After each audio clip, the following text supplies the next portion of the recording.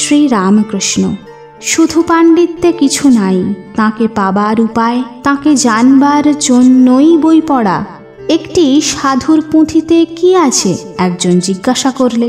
সাধু খুলে দেখালে পাতায় পাতায় ওম রাম লেখা রয়েছে, আর কিছুই লেখা নাই। গীতার অর্থ কি 10 বার বললে যা হয়। গীতা গীতা 10 বার বলতে গেলে ত্যাগী ত্যাগী হয়ে যায়।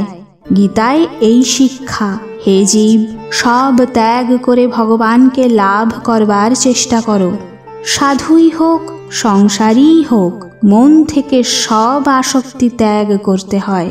চৈতন্যদেব যখন দক্ষিণে তীর্থ ভ্রমণ করছিলেন, দেখলেন একজন গীতা পড়ছে, আর একজন একটু দূরে বসে শুনছে আর কাঁদছে, কেঁদে চোখ ভেসে যাচ্ছে।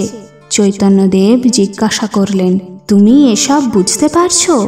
সে বললে, ঠাকুর, আমি শ্লোক এসব কিছু বুঝতে পারছি না। তিনি জিজ্ঞাসা করলেন, তবে কেন কাঁদছ?